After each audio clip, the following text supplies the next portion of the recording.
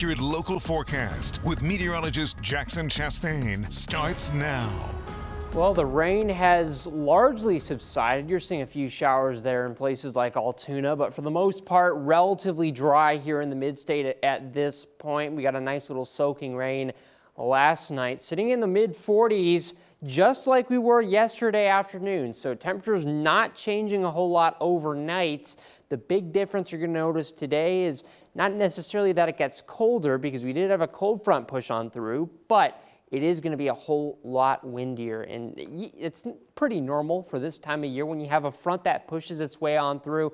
Typically on the backside, there is a lot of wind that blows into the region, and that's exactly what we're seeing, not just here, but really across the Midwest as we get through the next 24 hours. And with that being in mind, the National Weather Service actually issuing a wind advisory. That's going to be until about 9 p.m. tonight, and that starts at about 7 p.m. today. That's for the entirety of the mid-state, and so heading outside, maybe add on that extra layer. I know a lot of us are going to be at the farm show today, and that'll be good. You'll be inside, you'll be warm, you won't have to deal with it. But if you're doing anything else, getting groceries, running errands, doing whatever, and you're going to be outside, you're going to want to make sure that you're staying warm, because I can tell you what, a 20-mile-per-hour wind combined with the 40s is not a comfortable day outside.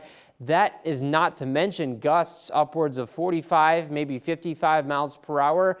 So again, needless to say, it's going to be a little bit uncomfortable. Not as uncomfortable maybe as what we'll see next week, actually, when temperatures drop even further. That's as a result of this polar dip, if you will, coming from Canada. That's really going to cool things down. It also brings a small chance for maybe even some snow. And early on, it looked like it could be a little bit more widespread. We could get a few inches here and there. I think at this point, it's looking like we'll be lucky if we even see an inch. The mountains obviously seeing locally higher totals, but maybe a few snow showers in the afternoon on Tuesday, just after your MLK Day, and both models are relatively consistent about this. So we'll continue to track the situation as we get through the rest of the weekend. I imagine by Sunday we'll have a pretty clear view of exactly what to expect for your Tuesday system, but overall looking a little bit more subdued. But next week, temperatures definitely not that.